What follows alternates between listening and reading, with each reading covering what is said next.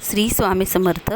श्री गुरुदेव दत्त. स्वामींची कृपा प्राप्त करण्यासाठी आपण श्री स्वामीचरित सारामृत या ग्रंथाचं पारायण करतो. हा ग्रंथ म्हणजे केवळ शब्द नाहीत, तर तो साक्षात स्वामींचा आशीर्वाद आहे.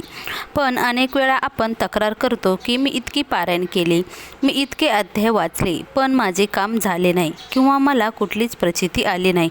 असं आपल्यासोबत का होतं? कारण आपण वाचन करताना एक विशिष्ट चूक हे करत असतो आणि एक महत्त्वाचा नियम आपण विसरत असतो. तर आपण आजच्या व्हिडिओमध्ये तेच पाहणार आहोत की स्वामी चरित्र सारामृत करताना आपली ती चूक करतो, ती आपण चूक वारंवार करतो. त्यामुळं आपल्याला त्या गोष्टीचं म्हणजे ही होत नाही. आपल्याला आपण जी गोष्ट म्हणजे पाहिजे ना, ते गोष्टीसाठी आपण पारायण करतो, ते आपल्याला भेटत नाही.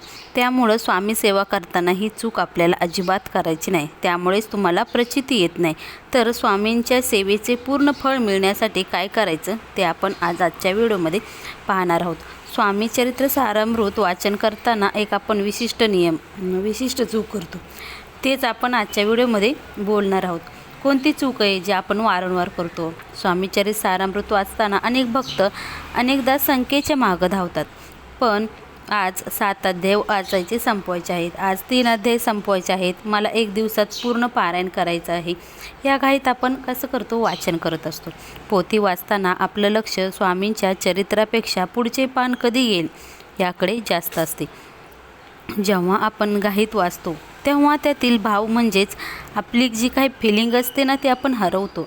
स्वामींना शब्दाची संख्या नको, तर त्यांना तुमच्या मनातील भाव हवा असतो.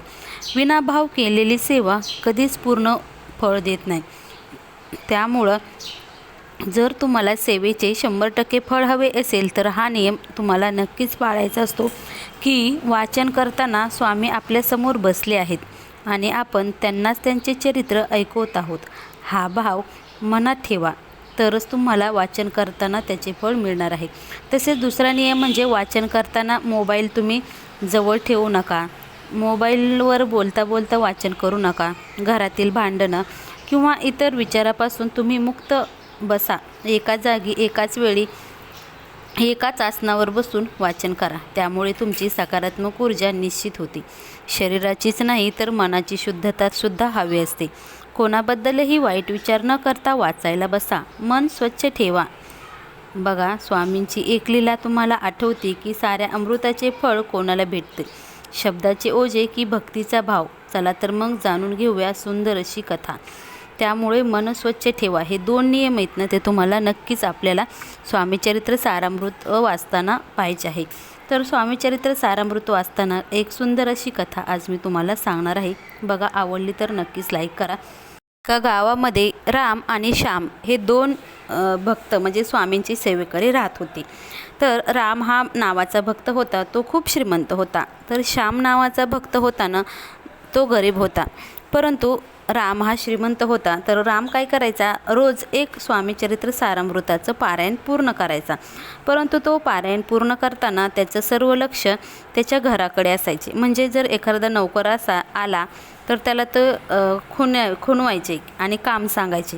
म्हणजे काय, तर ते स्वामीचरित सारामृत वाचताना त्यांचं सर्व लक्ष घराकडं, कोण काय करते, घरातील मंडळी काय करतात, नौकर काय करतो, ह्याच्या सर्व लक्ष त्याच्याकडे असायचे. आणि दुसरा म्हणजे श्याम हा गरीब होता, परंतु तो फक्त रोज स्वामींचे 3च अध्याय वाचायचा. परंतु ते 3 अध्याय वाचताना श्याम काय करायचा? स्वामींच्या फोटोसमोर 2 मिनटं शांत डोळे झाकून बसायचा आणि स्वामींचं रूप तो आठवायचा. स्वामी चरित्र वाचताना तो ज्यावेळेस 3 अध्याय वाचायचा ना, तर त्यावेळेस त्याला असं वाटायचं जणू काय स्वामी त्यांच्यासमोर बसले आहेत आणि मी स्वामींना त्यांची लीला सांगत आहे. अशा प्रकारे श्याम ते 3 अध्याय वाचायचा. परंतु राम काय करायचं? रामाचं असं होतं की ते एक पूर्ण स्वामीचरित्र सारामृत वाचायचे, परंतु त्यांचं लक्ष त्या स्वामीचरित्र सारामृतावर नसायचं. मग असं काय झालं? एके दिवशी गावाची जत्रा आली आणि त्या गावाच्या जत्रेत ते दोघे भेटले. त्यावेळेस राम म्हणाला, अरे श्यामा, मी तर माझे आता 7 पारायण पूर्ण झालेत, तुझे किती झाले? त्यावेळी श्याम म्हणाले, अरे माझे तर आणि 2च पारायण कंप्लीट झाले, ते सुद्धा अर्धच झाले. कारण पारायण वाचताना मला असं वाटतं की जणू काही स्वामीच माझ्यासमोर बसलेत आणि मी त्यांना छान असं त्यांचं लीलाचं वर्णन करतो आहे, त्यामुळे मी पुढे जाऊ शकत नाही, असं श्यामने त्या रामला सांगितलं. बघा मग काय झालं. स्वामी रामच्या स्वप्नात गेले आणि रामाच्या स्वप्नात गेल्यावर रामाला ते म्हणाले, अरे रामा, मी तुझ्या स्वप्नात आलो आहे. आणि ते त्यांना म्हणाले, तुझे शब्द माझ्यापर्यंत पोचले बरं का, पण तुझा भाव पोथीच्या पानातच अडकून पडला. तू मला 7 वेळा वाचले खरे, पण एकदाही मला तू अनुभवले नाही. उलट श्यामने खूप वाचले आणि ते डबल श्यामच्या स्वप्नात गेले आणि त्यांना म्हणाले, श्याम, तुझी भक्ती माझ्यापर्यंत पोचली बरं का. तर बघा, ही आहे भक्ती. गोष्ट आपल्याला बरंच काही सांगून जाते की फळ न मिळण्याचे इतर कोणतेही कारण असताना मनात स्पष्ट विचार, स्पष्ट इच्छा किंवा निस्वार्थ भाव न ठेवता सेवा करणे. आणि दुसरं म्हणजे एका बाजूला पोथी वाचायची आणि दुसऱ्या बाजूला कोणाची तरी निंदा करायची. मनात शंका ठेवून वाचन करणे म्हणजे मी इतके वाचले तर स्वामी मला किती देतील.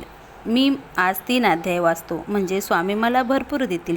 आज मी 7 पारायण करतो, माझ्या इच्छा सर्व स्वामी पूर्ण करतील. परंतु प्रभावी वाचन कसे करावे. वाचनापूर्वी बघा, दीप प्रज्वलित करा, स्वामींचे स्मरण करा, प्रत्येक ओळी वाचताना तिचा अर्थ समजून घेण्याचा प्रयत्न करा. वाचन पूर्ण झाल्यावर किमान 2 मिनिटे तरी श्री स्वामी समर्थ महाराजांचा जप करा. डोळे शांत मिटून त्यांचे रूप आठवा. स्वामीचरित्र सारामृत वाचनाचे हे नियम आपल्याला नक्कीच तुमच्या ध्येयापर्यंत तुम्हाला पोहोचवतील. त्यामुळं एवढंच मला वाटतं की शब्दात नसावी भक्ती आणि मनी असावा भाव. स्वामीचरणी अर्पावा आपला देह आणि हा जीव स्वामीचरित्र सारामृत वाचन करताना लावावा. अमृताची ती धार भक्तीच्या त्या ओलावानं फिटे संसाराचा भाग. अशा प्रकारे आपल्याला भक्ती करायची की जसं आपल्याला स्वामींची भक्ती करायची की शब्दात वर्णन करणेसुद्धा खूप अशक्य आहे. त्यामुळे स्वामीचरित्र सारामृत हा अमृत कल्पवृक्ष आहे. तो घाई न करता मनापासून वाचायचा असतो, कारण मनापासून केलेली छोटीशी सेवा देखील स्वामींना प्रिय असते. स्वामींचा तो प्रसिद्ध शब्द नेहमी लक्षात ठेवा, भिवू नकोस, मी तुझ्या पाठीशी आहे. बघा, आज तुम्हाला कळत असेल की त्या गोष्टीवरून तुम्ही काय म्हणता, आम्ही रोज स्वामीचरित्र सारामृत वाचतो परंतु तरी पण आम्हाला त्याचं फळ मिळत नाही. तर त्याच्यामागे हाच असतो की आपण कुठलीही गोष्ट करताना ती घाईत करतो, परंतु आपल्याला थोडीच सेवा करायची, परंतु ती स्वामी महाराजांना आवडली पाहिजे. रोज तुम्ही 3 अध्याय वाचण्याचा प्रयत्न करा. एक पारायण कंप्लीट करण्यासाठी तुम्ही त्याच्या पानं फक्त उलटत बसू नका. स्वामी आपल्यासमोर आहेत आणि ते आपण बोललेलं ऐकत आहोत. अशा प्रकारे आपल्याला स्वामीचरित्र सारामृताचंही वाचन करायचं असतं. मनात भाव ठेवायचा असतो. फक्त किती पारायण झाली हे मोजायचं नसतं, तर ते आपण किती श्रद्धेनं आणि किती प्रेमाने वाचली ना हे आपण ठरवायचं असतं. त्यावेळेसच आपल्याला श्यामासारखे आपल्या डोक्यावर स्वामींचा हात राहील. कारण भक्ती ही निस्वार्थपणे केलेली असावी. कोणाचीही निंदा करू नका, मन स्वच्छ ठेवा. अशा प्रकारे जर तुम्ही स्वामीचरित्र सारामृत वाचाल तर तुम्हाला त्या स्वामीचरित्र सारामृताचं फळ नक्कीच मिळणार आहे. तर तुम्हाला कळत असेल की स्वामीचरित्र सारामृत वाचन करताना आपण ही चूक करतो, त्यामुळे तुम्हाला त्याचं फळ मिळत नाही. पूर्ण श्रद्धा ठेवा, मन स्वच्छ ठेवा. ह्या जर गोष्टी पाळल्या तर तुम्हाला नक्की स्वामीचरित्र सारामृताचं फळ मिळणार आहे आणि तुम्हालासुद्धा स्वामींचा आशीर्वाद नक्कीच मिळेल. त्यामुळे श्री स्वामी समर्थ नामस्मरणाचा जप करत राहा आणि स्वामींचा आशीर्वाद प्राप्त करा. स्वामी महाराज तुमच्या सर्व चांगल्या इच्छा पूर्ण करो हीच माझी त्यांच्या चरणी प्रार्थना. श्री स्वामी समर्थ. श्री गुरुदेव दत्त.